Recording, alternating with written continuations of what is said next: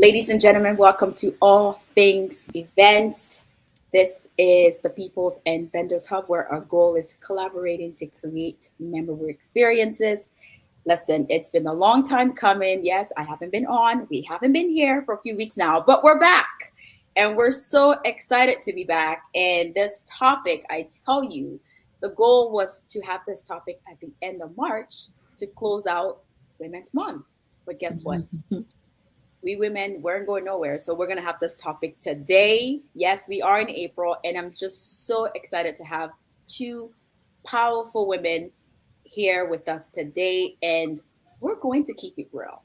Yes. Our topic today is women and mental health. And if you haven't done so already, please grant StreamYard permission so that you can be part of the show. We are live via Facebook and also the CES Planner YouTube channel. So please, this is the time to share the video, remind a friend, remind your mom, remind your coworker, join in. Let's have an open letter to us women by us women. So without any further ado, I'm super excited to introduce our guests for today. They're going to tell you who they are because they know themselves better than I do. So first, I have my sis hailing all the way from Texas. It's Miss Igxtelle. Yay! Welcome. And of course, we have my sis Erika as well. So welcome to the show, ladies. Welcome. Thank you. Welcome. Thank you. A pleasure to be here. Awesome. So, Erika, tell us a little bit about yourself. Right. So, happy Thursday, everyone. And listen, I'm excited. I'm super excited about this show. And just briefly, I'll talk about my first ministry. I am a wife to an amazing man. Named Rich. 3 boys, mom of 3 boys. And outside of my family, I am a humanitarian and an advocate for women. So I am co-founder and global leader of a charity organization called Generosity Global. And we provide clean water in Africa. Primarily, we're in Kenya and Cameroon. And through our water initiatives, we uplift women. And I oversee our women's health and hygiene and economic empowerment program. So that program is it's personal for me. It's very dear for me because there are women that are suffering in silence, women that are suffering from having the stigma of period shame, and we build women's centers, a place where women can go, a safe haven for women to receive training on how to make reusable pads, education on their menstrual health, their hygiene, and then able to monetize a skill so that they can become income contributors into their homes and communities. So outside of Generosity Global, I am a certified neuro linguistic programming transformational coach.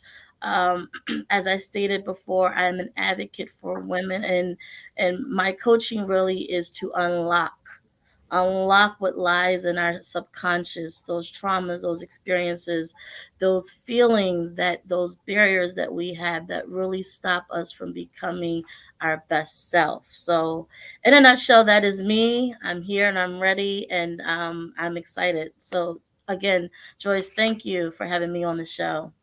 You are super welcome, sis. Yes, Sal. Yeah. Hi. Well, hi everyone who's joining us live. My name is Igxtelle Mbah-Acha Gima. I am an attorney. Have been one for about 10, 11 years. Originally from Cameroon, based in the US, in Texas. I'm a mom of two and a bonus. So we have three together. I'm my wife as well. And we're all, like I said, based here in Texas. There are a number of things that I do outside of being an attorney, and I'll just talk a little bit about what's dear to my heart and which is linked to, the subject matter that we're talking about today. I am the founder of the Immigrant Mom, and the Immigrant Mom is a nonprofit organization that supports mothers who are raising children in a country that they themselves did not grow up in. And that's my personal story, because I did not grow up in America, came here as an adult. and with two little kids having to learn their childhood experiences alongside with them, and making sure that I'm providing the most resources so they're not lacking in anything, and realizing that there's just too many of us who are in this bucket, who are learning as we go. This organization came into play to ensure that no one of us is left behind, that we're able to share resources together, we're able to empower each other, we're able to equip each other, we're able to educate each other. That way, when everybody wins, it's a success for all.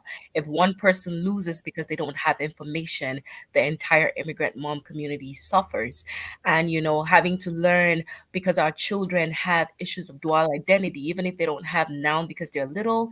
A lot of children of immigrants tell you that they struggled with that, as they were growing up.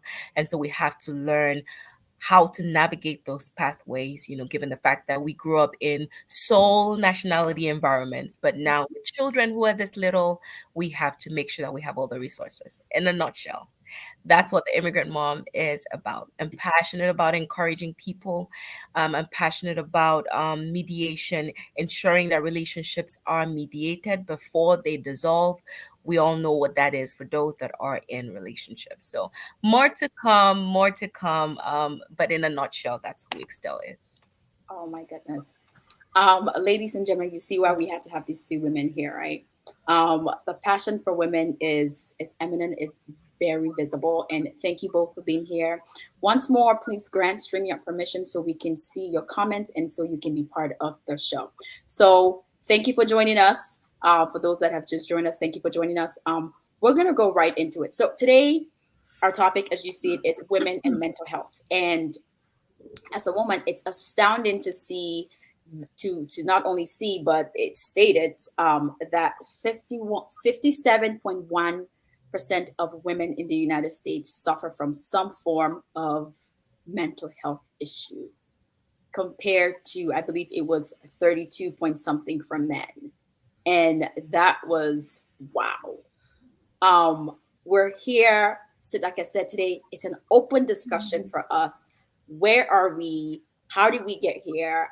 How do we get better? And what do we do so we can get better personally and collectively? So the first question I have for you ladies is, um, why do we women continue to only have, this conversation? And when I say conversation, the mental health conversation, right?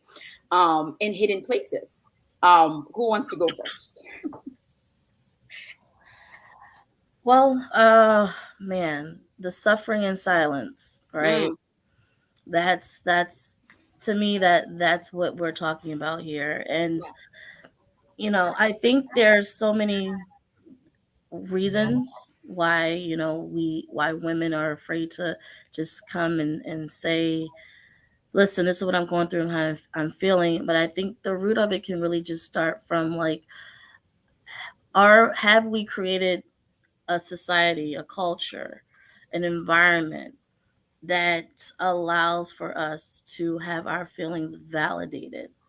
Because many times, even if you go to childhood, and this is cultural based and sometimes just specific to different households, but it's very common that and as we were raised many times to get over things, That's true. to that's not really important. You're alive, you're breathing, right? Yes. If God granted you another day, you're better Yeah. 6 feet up. That was the mentality. So Mm, I think that's a good place just to start, is the fact that, are we even comfortable with, hey, I feel this way, and let it just be?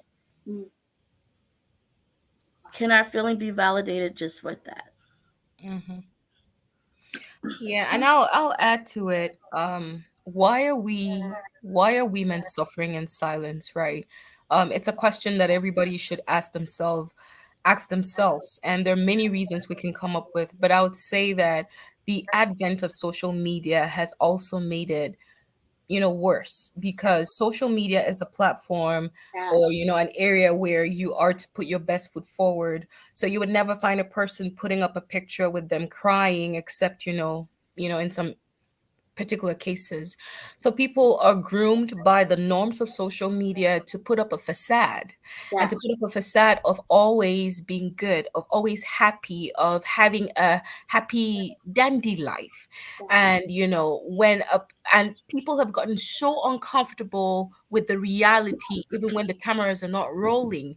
So Yes. even when they're not on social media, they're not comfortable really having a true full conversation with themselves and those that love them. And that's a different question all by itself, whether there are people around them that truly love them, where they're Yes. able to open themselves up to.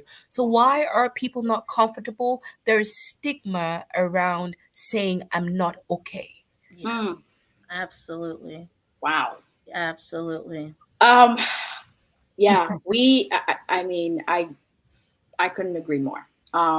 And please make your comments. This is an interactive conversation today, so all questions and comments will be discussed as we go. The stigma thing, there's actually a question further down, but Erica, you talked about, growing up culture. As women, would you say that for every woman, mental health is different? Well, yeah, I would. Listen, I think it's the experiences that we have are different. The feelings really are the same, right? Mm, Um, because, 40 women are 40% more likely to have depression over men, right? That's a feeling, that's something that, is a commonality, but the experience that led or leads to depression or anxiety can be different. I really think that it really starts with knowing yourself, your boundaries, your capacity, yes. um, in dare I say, even just knowing your weaknesses. Many times we focus solely on our strengths. And as a leader and a woman who wears many, many hats, um, it's hard sometimes to just to say, hey, I'm weak at this. Yeah. Or this is not my strong point. It was only in later years that I was reading a book, and I cannot remember the author, but I remember that she said in the book, was very profound: women, you can have it all, but you don't have to do it all. Ooh, yes. Find ways of allocating things. I married an African man. I love African food, but it takes a while to cook that meal. Rice and stew is not a Say 5 minute. it, sis. So, listen, if we have to, have someone that cooks us the food just so that Yes. I can have time to come home, debrief from my day, spend time with my kids and my family. Sometimes just connecting to home is Yes. all I need. Yes. Sometimes I need a vacation. Sometimes I need a therapist. Yes. Yes. Sometimes I need a coach. It's being in tune to what I need and recognizing it all, the full story. And I think that is what is relevant and different in each woman's cases, because we all are carrying different loads, having different responsibilities, but we all can share the same feeling in that. Absolutely. For me, I would say I'm learning to give myself grace. It's Yes. okay. It's okay that I'm not the best chef, right? It's okay. Like, it's okay. Right. And the next question I'm gonna have Excel start off is what would you say that are some of the issues that we women struggle and can't really open up about it when it comes to mental health? I think that women struggle with just, a self awareness, should I say, a self awareness of what is okay and what is not okay. Again, there are aspects of culture that play into it, like, a strong woman, an independent, strong woman, Oh and yeah. having that, I have to keep the fort together, and that Yes. is seen as strength. I had a quote that came to my mind because sometimes I'll have just this wise sayings that pop up every now and then. And I said, it's wrong to call a person strong when all they want is just to be seen and heard. Have you Mm, ever found a woman just crying and the people there saying, "Oh, you were strong and you were strong." That's not a compliment for her at that time, because no. clearly her strength is giving way. Yes. Clearly she's crying. So I Yes. think the struggle there is in our self-awareness, where we're able to say, I may look like I'm okay. I may have my makeup on. I may look like the biggest, baddest mom in town. I may look like my business is thriving. I may look like I am the best. But inside, I just feel inadequate. I just feel like I can't take any step further. I just Mhm. feel like trash. And coming to that realization, because without which, there can be no help, right? You have to get to that point where you're saying, Yes. I'm not okay, Yes. before we talk about what is the reaction or action after that self awareness. And I'll add to that because self awareness is key, and I really kind of preach that a lot in my coaching. That self awareness is your truth, right? Yes. And many times we don't want to confront our truth. Mhm. But honestly, it's our truth that leads us, that liberates us, that Yes. frees us, that allows for us to navigate, to grow, to understand, just it really is the thing that propels us. So when we are, discussing and thinking what does self-awareness looks like with self in in its most vulnerable, most intimate way, and what you're feeling, write it down, confront it, and deal with it at that time.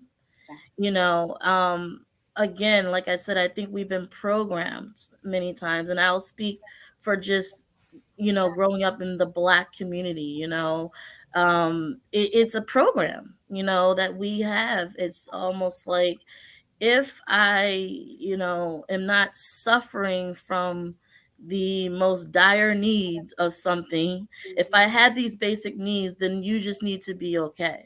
Yes. And I think that prevents or hinders our decision to say no. I need to be aware of myself first. I need to be aware of how I feel so then I can empower, others. So Right. And let me self-awareness chime is in there, because I feel like there's a point I don't want us to miss. I Yes. think also as a people, as women, we also need to be taught the response, the right response when a person, after self awareness, is able to say, I'm not okay. Mm, Because, a lot of the times we don't know how to respond to a person who says, I am feeling depressed, how to respond to a person who says, I think I cannot take it anymore. I think I want to die. yeah. That response is key, because that would allow for a person in the future, if they ever go through something like that, to Yes. feel the peace to be able to say it. To A express it. lot of the Yeah. times there are people who are aware, they just don't talk about it because they're not sure that they'll get the right response. That is Have so you true. ever talked to somebody and said, hey, Mhm. I'm feeling bad, and then they say to you, oh, I'm happy I'm not like you because I'm really having it good today? yeah, Yeah. yeah, that's good. Wrong Yeah. response. So That's we need to learn, after self-awareness, as a Yes. community of women, be able to wear another person's shoe. When a person tells you, I'm not okay in my soul, I'm not okay in my mind, what Yes. is your response? Yeah. empathy, right? I think that's Yes. where you're speaking of, is the empathy that we need to have. I think many times it's, we are judged or misunderstood. I will share this. I'm a sensitive person, right? And for a while, I was actually um, ashamed of having that as part of my personality. I Mm, used to actually cry that mm. out of me. Like, Lord, why am I so sensitive? Why do things and bother me? Why do I have to sit in things and figure things out and really reason with things? And it wasn't until about maybe 4 years ago when someone said, it's your sensitivity is the reason why you're in the purpose and the assignment that you're called to.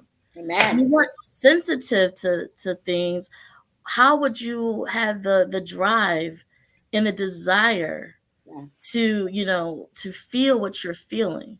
So yes, now that I know I'm sensitive, now what I can do to help that in my mental health is create boundaries. Yes. You understand what I mean? I know Yeah. that I'm sensitive. I know that these things, that this is a part of me. I don't want to change it anymore. Now, what I want to do is accept it because actually it's propelling me in areas of my life that God has called me. But now I can create boundaries to protect where I am. And if I am sharing with another woman, something that's a very sensitive issue, then I would hope that, like Estelle said, that there would be empathy for that. Yes. There would be encouragement for that. Right. Yes. There would be more understanding for that than the misunderstanding of, oh, you're just this and that, and Right. Absolutely agree.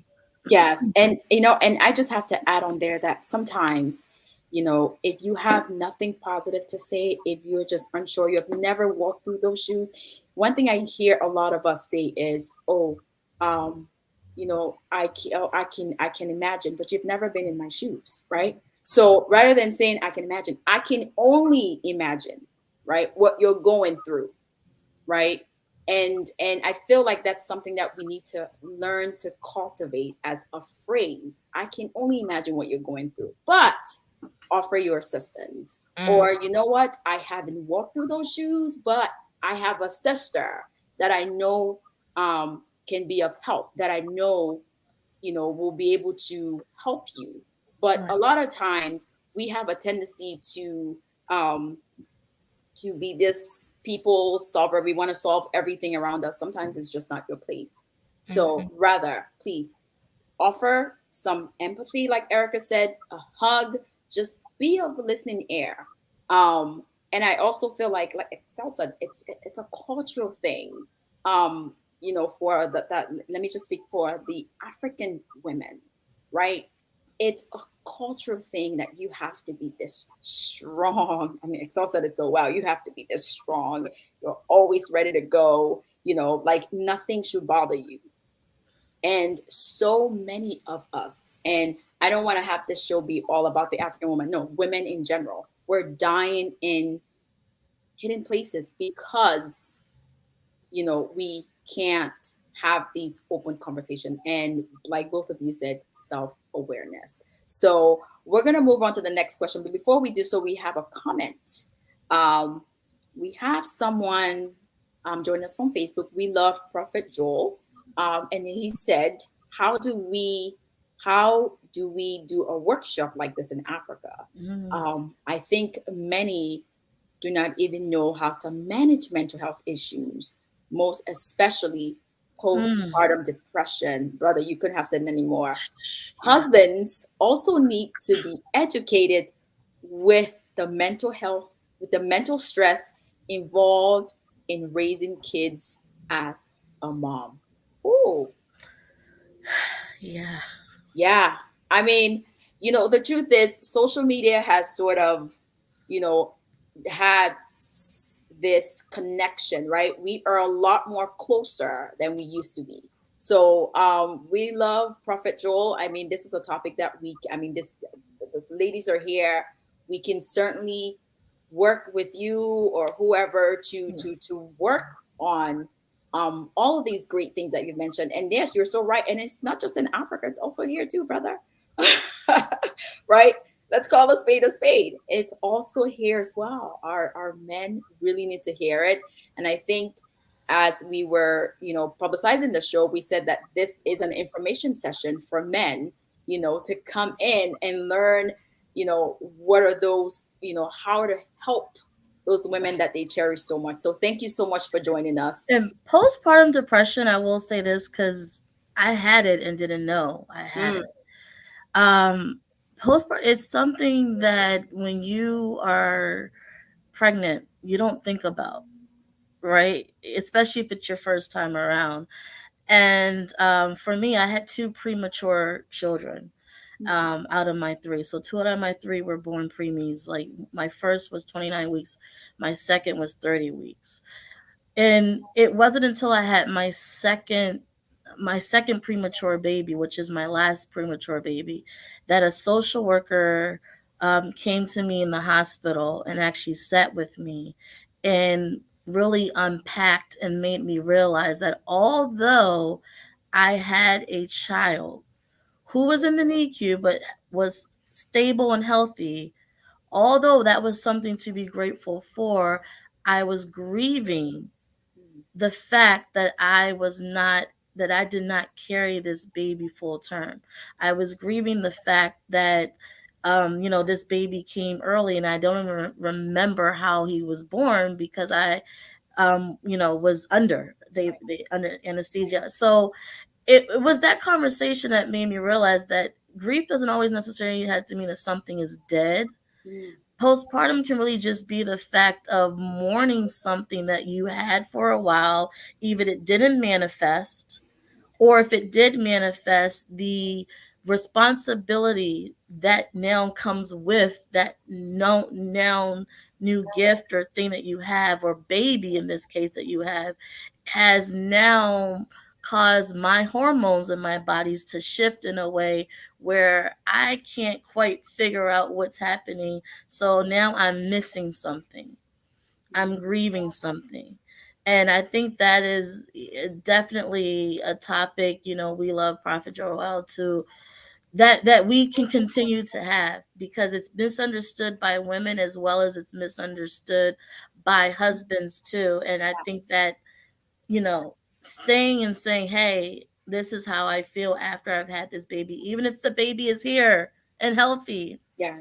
Or what if the baby, something is wrong? That's now a different layer. And I think that also needs support as well as we, navigate through mental health.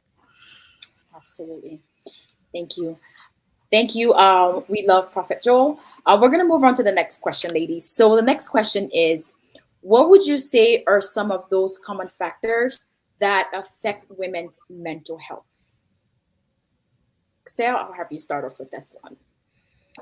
So I'll speak out of experience. Some of the things that can affect your mental health is, what you expose yourself to. Like Erika said earlier, I am a sensitive person myself. So sensitive meaning what I watch, what I listen to can have an effect on how I feel, on my mental health, on my soul. And so some of the things you have to be aware of yourself. We've said that already. What you expose yourself to. The Bible says that, guard your heart. Your heart is, the seat of your soul and your mind. And that's what we're talking about, mental health. Yes. Guard your heart with all diligence, for out of it flows the issues of life. A lot of us are not guarding our hearts. We're exposed to a lot. Our moms, if we look at statistics, we'll see that the rate of depression and other issues of mental health is skyrocketed today because of the emergence of technology. Imagine how it is, like literally it's almost like you are in your home, but you have access to everybody's decision, what Yes. they ate for dinner, where they went for vacation, what they're doing, and LinkedIn would tell you, I just want to announce that I just got a new job. Yes, the in-laws, Like, the social media in-laws, as I call it. it's too much information, sometimes information that you don't even need. Yes. So when you have that kind of information overload, it can be one of the things that would have an effect on your mental health. Yes. Your creativity will begin to die when you stop becoming the natural creative self, because you're trying to do what everybody else is doing. Just because you have an app on your phone does not mean you have to be on it all the time.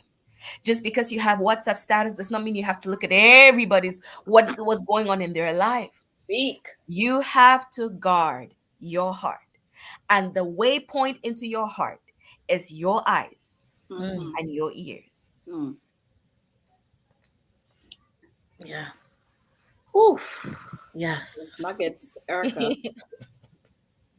No, I listen, I have to echo everything that she said. I tell you, I wrestle with social media because it is necessary in this day and age, as well as it's, can be a mental inhibitant in this day and age. So I think it's like Estelle said, again, it goes back to what do you know that you need for this time. I will take a social media break in a minute, and that has really come with a lot of fasting and prayer, because sometimes I'm like, Lord, you know that I'm doing this and leading this, and I feel like I got to get this word out and this word out and tell people and, continue showcasing what we're doing. But sometimes He's like, be still, Yes. Yes. and it's in that stillness that I think my focus can now shift to other things. Not that I am, still in not doing anything, but still in a place of resting where what I cannot do at that time, it will get taken care of. God Himself will provide, Yes. because I do believe that if we are not in tune with seasons, Yes. what is the season that we're in? I think we're so used, especially in the DMV area.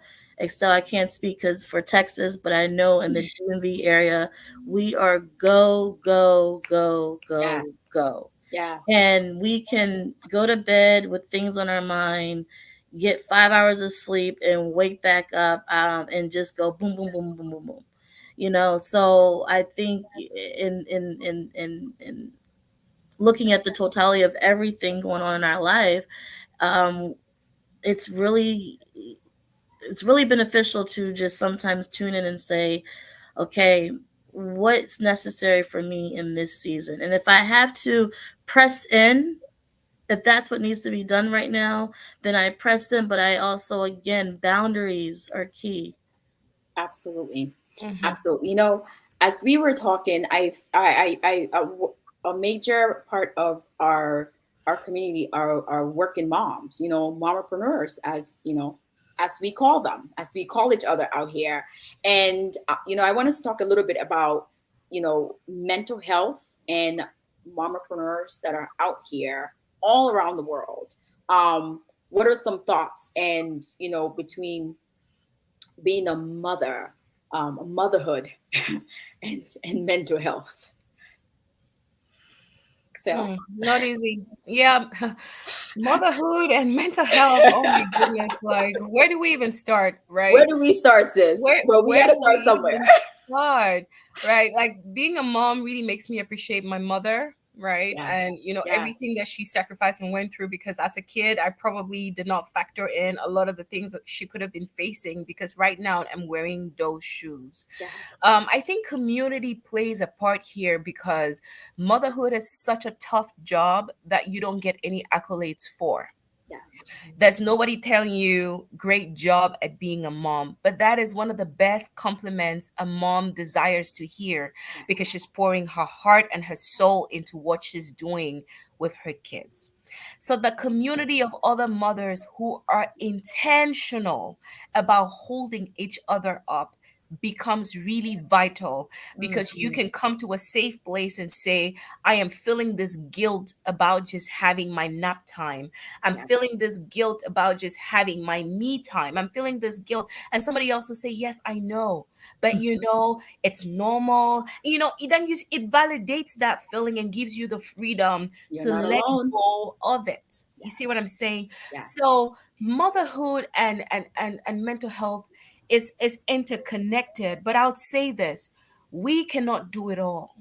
Motherhood is not a gift for a perfectionist. It's not like God said, oh, you are perfect, here's a child, that's your reward. No, we are still imperfect. There are still things we're learning as we go, and we have to teach our children to give themselves grace by giving ourselves grace. Amen.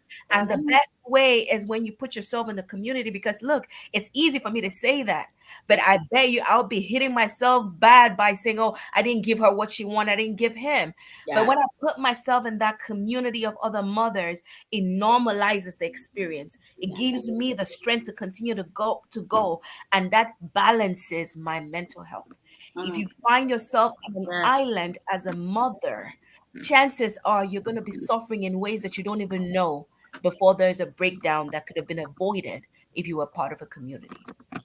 And I just have to add this question to you. As the founder of the Immigrant Mom, right? Which you told us about, where do you see us struggling the most?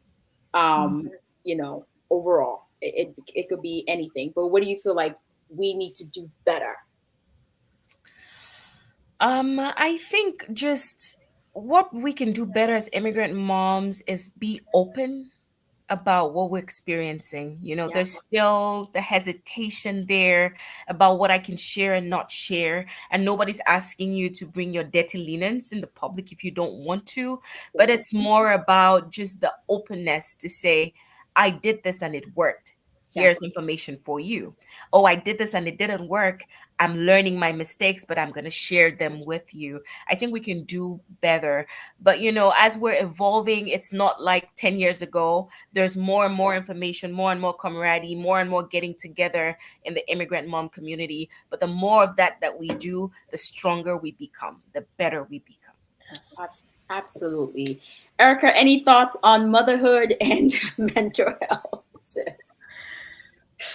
Listen, what is Excel said is key. It takes Yeah, a village to raise a child, yes, and I really think that with a the understanding of what you need to be able to raise your family, because everything looks different in every marriage, and everything looks different for every person, everybody. So the comparison, thing, we have to throw it out the window. What yes, may work for you, Joyce, in your home with your family, may not work for mine, and that's okay. But as long as we are upfront and saying this is what I need. I know me personally, I'm very strategic in having diverse group of women friends. And one of the must haves, I must have women who have littles. Like like I have to have people in my life that get it. Like yes, you yes, yes, sometimes we can just look at each other and be like, girl, this child. yes, And then just in the next breath, we're like talking, about strategy and business and these things. It's yes, just, it has to play both. I will say that, although my friends are diverse and different, if I know that I have a sister and another mompreneur, I will be more vulnerable Mm. in that type of situation. Like Excel said, the community allows me to be more vulnerable and transparent for women who we're in similar seasons with versus another woman who's not a mompreneur or maybe not as much hands-on with her children as I am. yes, And then that also, provides maybe more of a gap in how much I'm going to share, because I'm not going to share everything with you if I don't see some commonality yes, between yes, us. That's yes. just what it is. You So know, and I just have to add, for me personally, I have just learned to remove myself from any space that I'm not growing in, whether it be spiritually, financially, psychologically. And I feel like one thing that we women tend to struggle with is the fact that we want to belong so much. So you talked about a group of women, everybody wants to be the it factor, right? And a lot of times these so-called groups or support systems may not be the right one for you. So at what point do you say, you know what, this is not for me?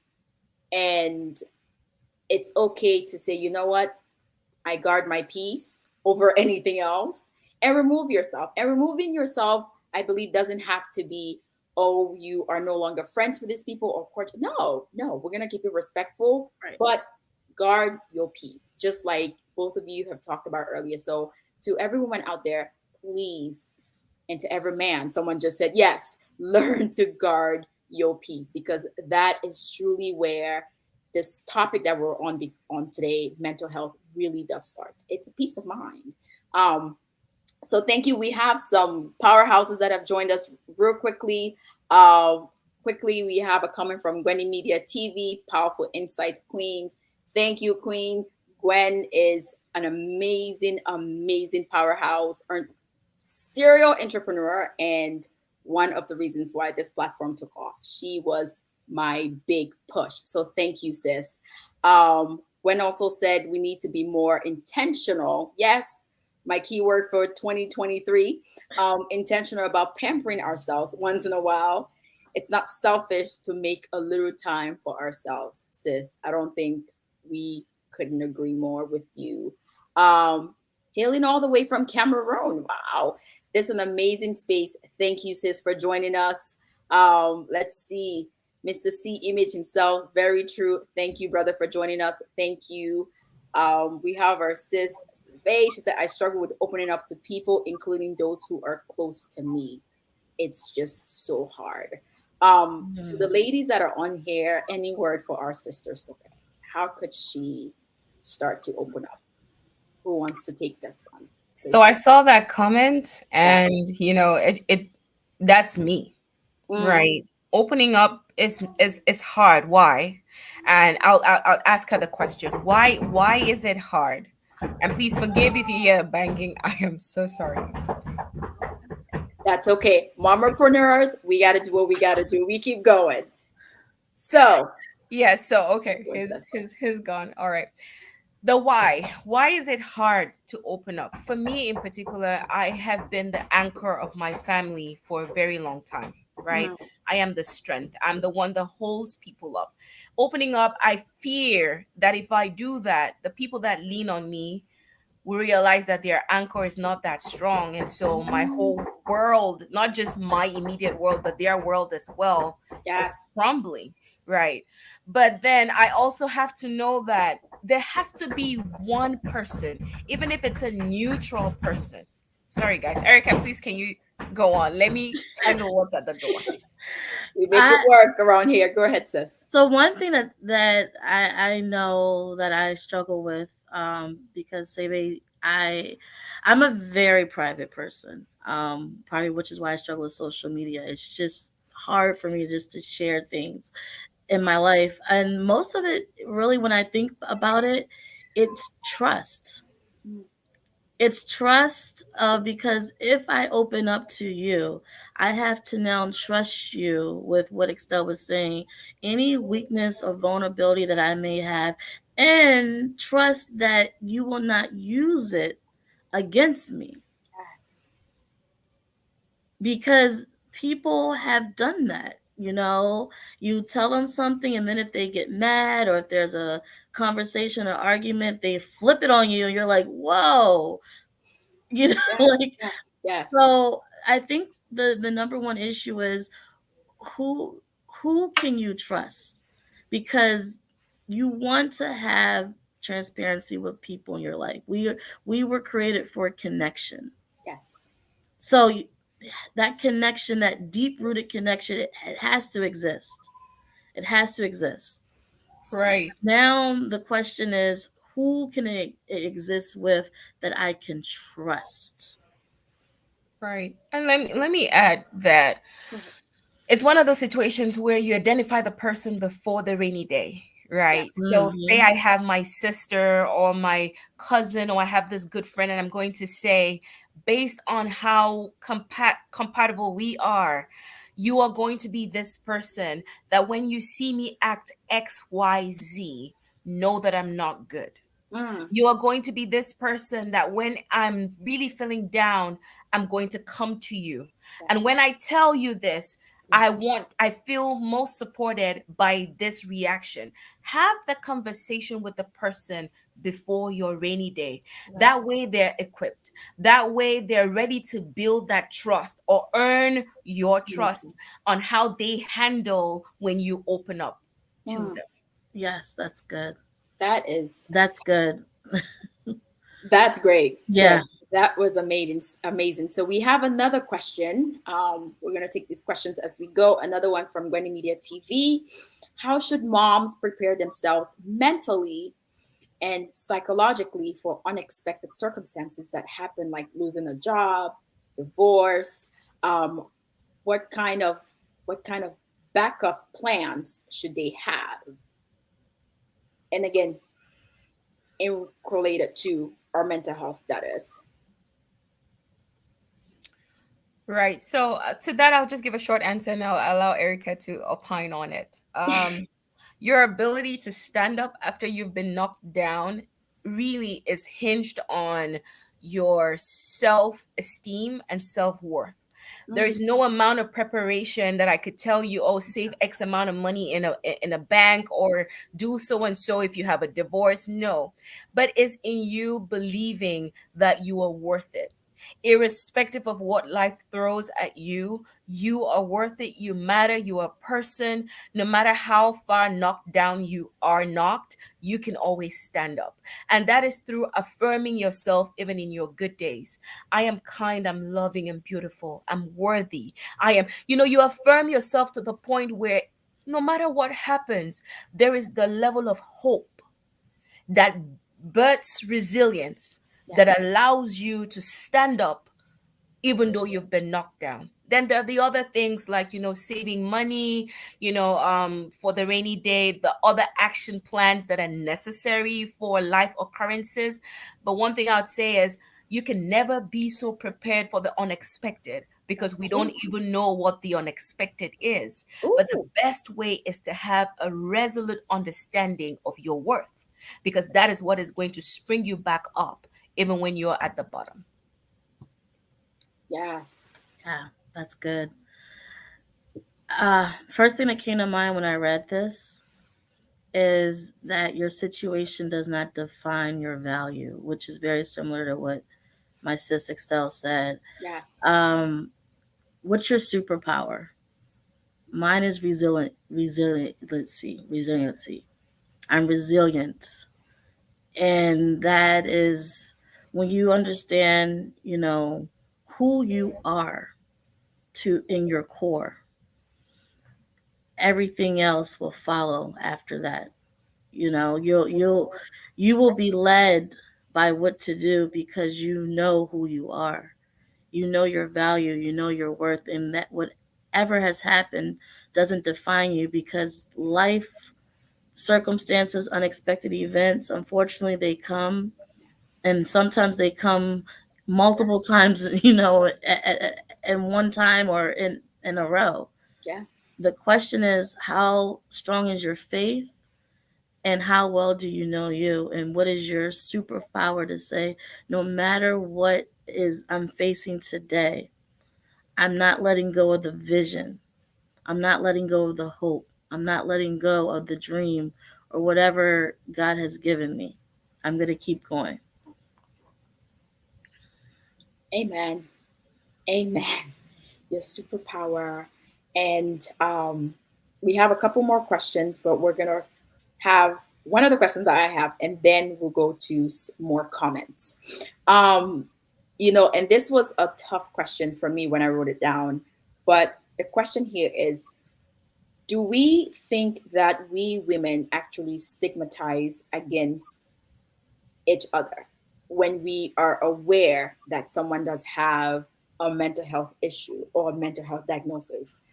Do you believe that we women actually stigmatize against each other? Absolutely. I mean, I think that it goes, this can connect back to having the right community, being in the right, with the right people, being understood, the empathy. Because again, I do believe that our generation is probably the first generation where we have talked about this so publicly. And Yes. social media has been a vehicle for this. Yes. If I think about my parents' generation and even my grandparents' generation, um, this was not discussed, at all. So the stigma has carried in our bloodline. Um, Therapy, and it's still a lot of want people still don't like to say I go to therapy, and I say it, you don't have to to go to therapy. Sometimes therapy is the proactive so Yes. that I'm not broken, Yes. so that I know what I have healed from. Yes. I know where I'm going and I know what I need to continue to have toward me. The leader needs to be led at times. The coach needs to be coached. The mom needs to be taken care of. Like, we all have to trade places. The student needs to be the teacher. The teacher can be the student. It's all about perspective and where you are. So again, I think that um, if we humble ourselves sometimes to look at what others are going through, if we take time out to forget what past things were told to us, break those barriers, break those things in our DNA, then we're actually making the world a better place, because more people that are empathetic, more people that are loving, Yes. more people that are caring, that are generous, that are willing to say, hey, me too. How can I help you?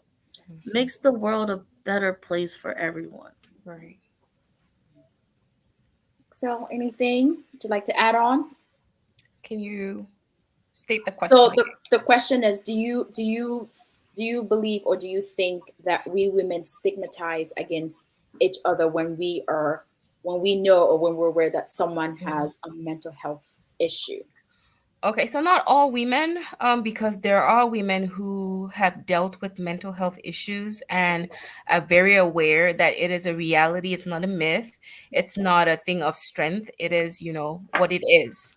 And so there are people like that that would understand. And then there are still people who feel like, no, this is all made up. You can be strong. You can, put some music and you'll be fine if you dance. There are people that are not able to really understand because they have not been exposed to it.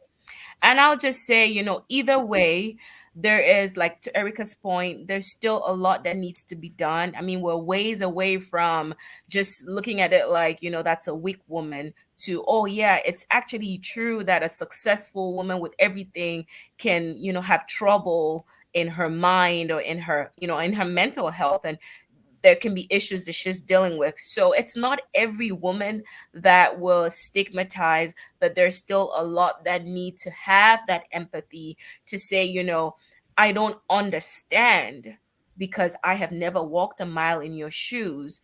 But just because I don't understand does not invalidate the fact that I feel what I feel, right? Absolutely. Or Yep. the other person feels what they feel. Just because you don't understand it does not mean that it ceases to exist, right? I don't understand it, but you're saying you're feeling this way. What would you want for me to do? That's an honest response from a person that does not understand. I think just seeing every human being, all of us, women, men alike, just seeing people for who they are, Yes. their feelings, their experiences, looking at it from their lens, not necessarily our lens, from their lens. That's empathy. And that will, minimize the stigma around mental health that we face in our community. Absolutely. Erica, I have to chime in on the therapy part. I think a lot of us, not just women, just people in general, we tend to downplay the need for therapy, right? Personally, I've been through therapy, right? I went through a really tough time a few years ago that I had to acknowledge that I was sinking personally, right? And I kept this away from my family.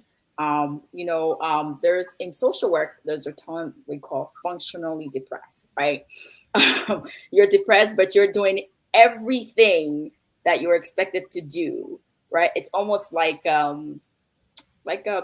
it's a revolving cycle. You get up, you go to work, you do what you need to do, you come back, you pay your bills, you attend the family events, you come back in, and it's like, but behind closed doors, I was literally dying emotionally, right?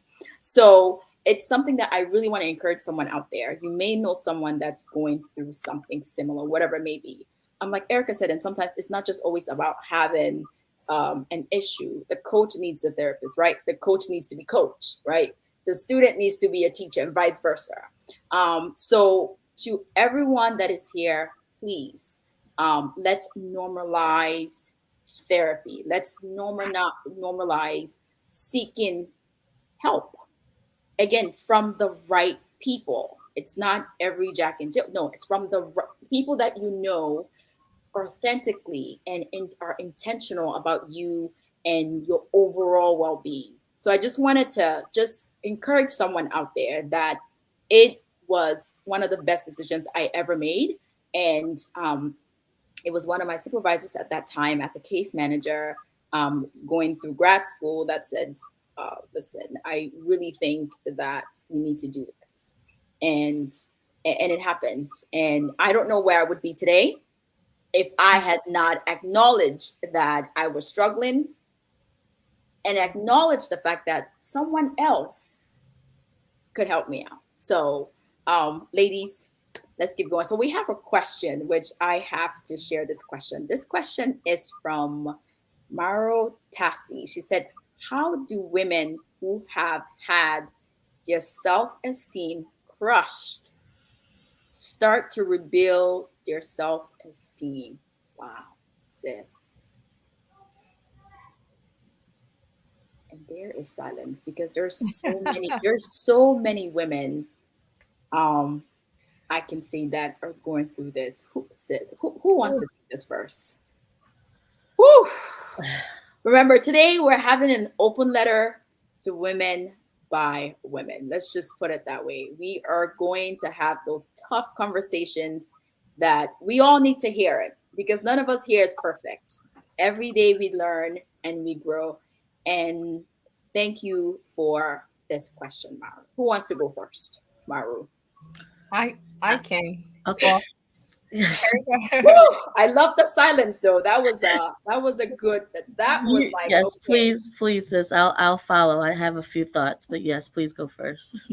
well, hi Maru. I know Maru personally. Thank you for that question. It's difficult for me to talk about self-esteem without talking about God, Mm, because self-esteem is directly related to your sense of value and purpose, and nobody else determines your value than the person that created and made you. And the reason the self-esteem is crushed is because you probably have gone through something, or know somebody, or whoever it is that this applies to has gone through a life occurrence that has made them question whether or not they're valuable.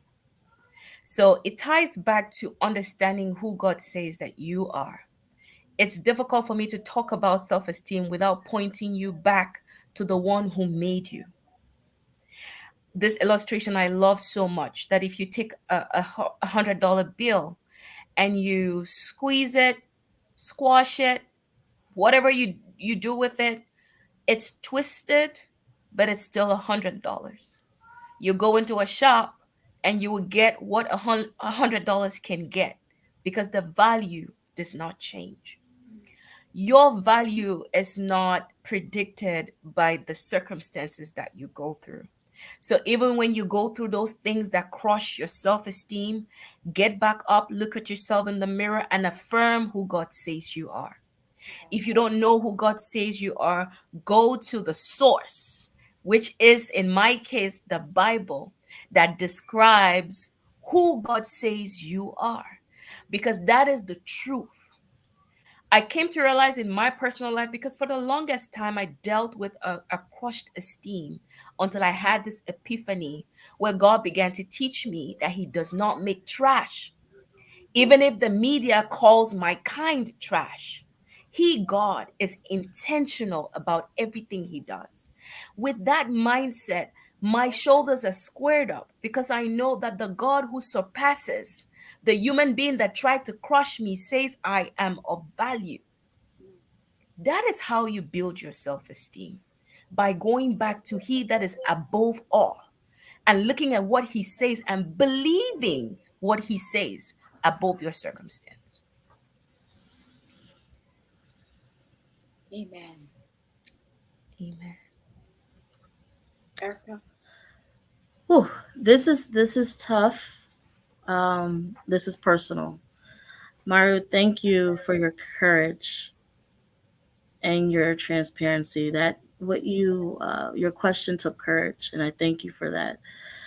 Um, Everything Excel said, I echo that with this addition. Um, there's the spiritual aspect to this, which she mentioned, and my addition is going to be now the consciousness and the physical aspect of the mental, I should say, aspect of this, which is the release of the source or sources that crushed your esteem. I've been there. And I remember, the sound and the words of, oh, you're this. And sometimes it would be, just out of playing. Erika, you're so short. That really, over time, crushed my self esteem. And I didn't realize it, you know? So it's really identifying what were the words, the sources, the things that crushed your esteem, that made you forget your immense value. And it's like whatever those sources are, whatever that person is or that experience is, now the intentional release of letting that go, growing away from the sound of their voice. In our minds, there's our conscious and our subconscious, and our brain, I should say. The subconscious is a backlog of what we can remember and what we hear, right? So all these emotions are in our subconscious, and we're forming all these opinions and things, and we're thinking back, and we're like, when we're trying to move forward with the conscious, we're thinking to the back, and whatever's in the back, the trauma, the experiences, we keep going back there. So that's why I pointed out that there has to be the mental release and the forgiveness and the letting go of whatever is in that backlog, because your subconscious now has to now flow clear with the truth of who you are, so that the truth flows to the conscious, and you realize and understand that I am a child of God. I am valuable. I am worthy. I am so much more than what was said about me. If like in my case, however God created me, he created me for perfection. Yeah. Even in my imperfect ways, I'm still perfect for him. My weaknesses propel me. My strength guides me. And you affirm yourself every morning in the mirror with no clothes on. I Mm. did it. I have a long mirror in my room to this day. It's been there for about the past 6 years. Every morning after I get dressed, after I brush my teeth, whatever I do before I get dressed, I'm look in that mirror with no clothes on, and I affirm myself before getting dressed. It's been a habit that I started, and I continue to this day. And with the routine of affirming, that routine of praying, releasing, and that routine of identifying and standing in your truth of who you are, will help you begin to rebuild whatever was crushed. Amen. Amen. Wow. Now, thank you for that question. I have another guest, Precious. Precious said, "Thank you for that question. Thank you." I think it sort of just shifted. It literally just there was a shift here, and we not only spoke to you, but we spoke to so many of us going through now. For those that are going to go struggle with it in the future, right? So thank you for that question. We have one more question, but um, I think we should take this question before we go through our last two questions that I have for us today. Um, the next question I have is from Gwendy Media as well. She said, "What advice can you give fellow women out here who are going through serious forms of silent abuse in their homes, but are scared to speak up?" or seek help. Uh,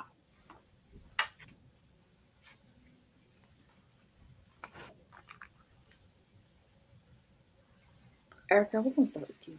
Okay. Ooh. When thank you for that question. I have to say I have not been in a situation where I experienced abuse. So I'm speaking now just from a third party's perspective and just empathizing with the woman or women who are in this situation.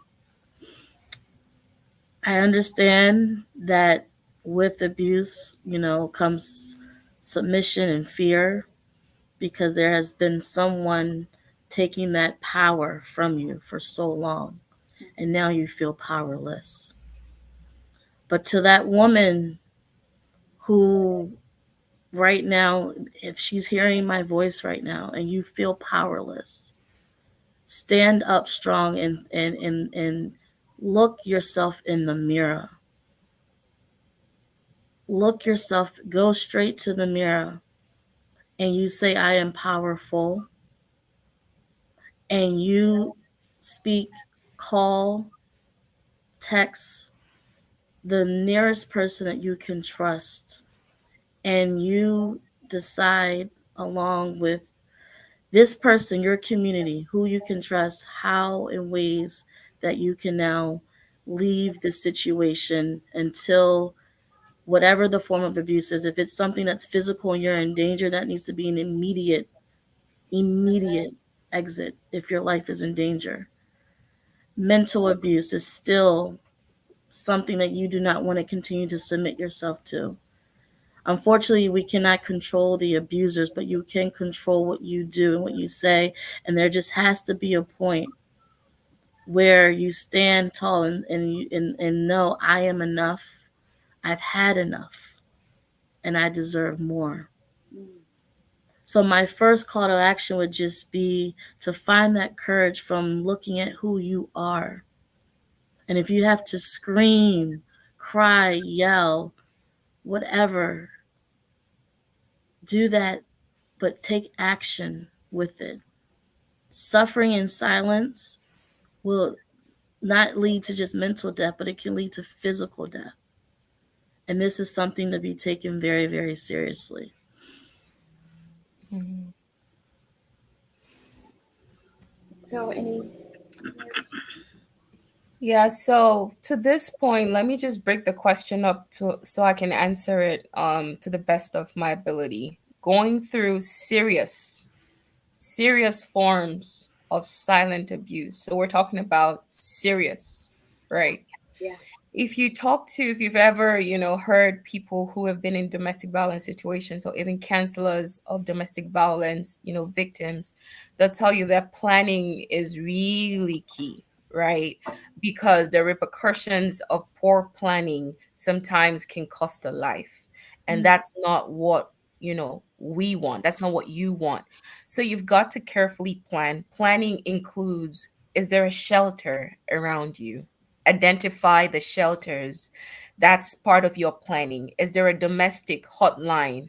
Do you have time away from the situation where you can step out and make a call? Sometimes people are going through serious forms of silent abuse, but they just want the abuse to end, but they don't want to leave the relationship because they're so dependent on it. So, to that particular situation, the advice is different. Like, you have to also realize that, is this the best life for you? Right? You have to come to the place where you gain knowledge about what you're deserving. You're deserving of much more. You're deserving of happiness. You're deserving of somebody who treats you as the goal that you are. And that will empower you to leave. Because, in my work that I have done, Joyce and Erica, it's such a tricky thing to tell someone to leave a place where they don't see the need for. Everybody on the outside is like, no, you're being abused. I think you need to leave. But until this person realizes the need to leave, it's almost like you're making them do, or you're dragging a horse to the stream and they're not going to drink that water. And the analogy that is perfect is if you take a baby elephant, right? And you tie the baby elephant to a plastic chair, they are still very little and that they don't have the force to move that plastic chair. But when the baby elephant grows into this big, gigantic animal, they don't realize that just a little effort Yeah. and that plastic chair is out. Why? Because the mental slavery is what keeps a big elephant tied to something that it can overpower.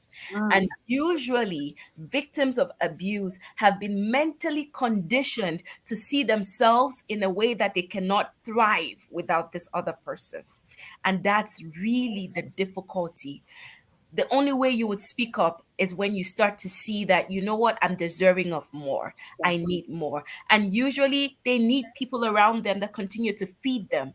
It would not happen in a day. She would not start to realize her value, or he would not start to realize his value after one conversation. So for those that have friends and family, continue to pour into them. Don't get discouraged when you say leave and they're like, I'm not going anywhere. Continue to tell them you're valuable, you're beautiful. No, you're not stupid. No, you're not fat. No, you're not useless. You're all of this. And one day, after pouring so much good into them, they'll realize, oh, with just one little whip, I can take this all out. And with careful planning, they can get out of it. So if you're listening to me and you're in a serious form of silent abuse, you are more than what your abuser says you are. Take my word for it. Just because they don't see your value does not mean that you're valuable. And I pray and hope that one day you would really know what you're deserving of, and with proper planning, you'll find the strength to seek the help that you need. Yeah. Amen. I mean, I have Mm, no words, no yeah. words, and there was a response. Yeah. That's deep. That was deep. Whew. I have never gotten this emotional before, and I think we're all emotional right now. Um, wow. So to help us overcome this moment of emotions that are running through our head, let's take a quick comment from Mr. C. Image himself. He said, men also need to be knowledgeable about most of these things, I would say, especially postpartum depression. Ladies go through a lot. Yes, we do. And thank you for joining us. And, it's a daily living and learning. We're getting to the end of the show, and we have two more questions, and then we'll just take a couple of more comments this time. No more questions for our guests. But as we bring everything, we narrow everything down. We also want to talk about um, how do we start to rectify these issues. So, you know, ladies, how do we begin to literally take charge of our mental health? I think first on a personal level. I know we've touched on this back and forth, but for all of us that are here and those that are watching and those are still to watch, what would you say that on a personal level we need to start incorporating to take charge of our mental health?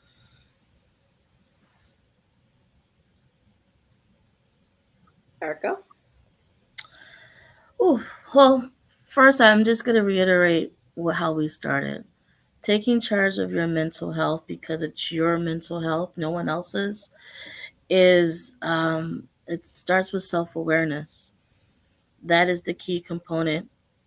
The key component is knowing how you feel. That truth will then allow for you to understand, do I need a therapist? If so, what's the right fit? And it's good to vet professionals. When we're seeking help like this, do I need a coach? What do I need? And maybe it's not as maybe it's just something where I need to take a day. I need to walk. I need to, whatever it is. Self awareness is the key. that I think that allows for us to be very much in tune to what we're feeling, how we're feeling, why are we feeling this way. Never be afraid to ask yourself those questions of why and what. Those are very important questions that we must ask ourselves daily. Second thing is just boundaries, Mm, protecting our space, protecting, what we do, how what our capacity is. As I stated, every season looks different, and right now this show is very it's we're reaching women. But I will say that I'm open on a one-on-one basis to go deeper, in this because it's a lot of layers, and it's really customized and catered to everyone's specific journey and experiences. But boundaries are just very key, to understanding. Yeah, I got to draw the line here. This is not the right relationship for me, or this is what I have to say no to. This is how I protect my peace. That's very important. And then the third one is just, having empathy, being a part of that community that we spoke about, not doing life alone. I know some of us struggle with transparency and being vulnerable in relationships. We're private, and we like that. But God created us for connection. We don't need a lot of people. that's true. We don't need a lot of people. It's That's not true. about quantity. Yes. It's about the quality. If you have that one or two or in your life that's part of your community, lean into them. They lean into you as well. You share life. You do life together. Do life with people. Do life with people. Yeah. Absolutely.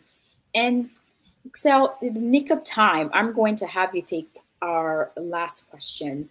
How do we women help each other collectively?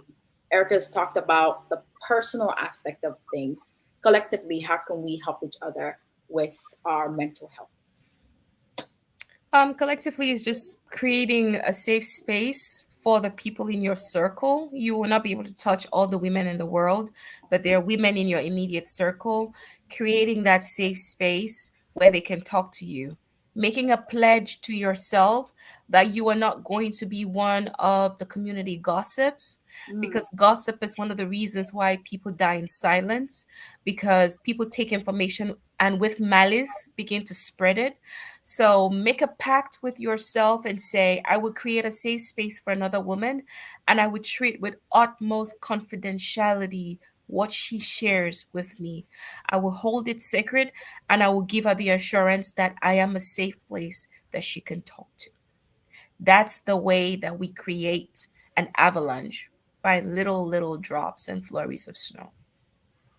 absolutely.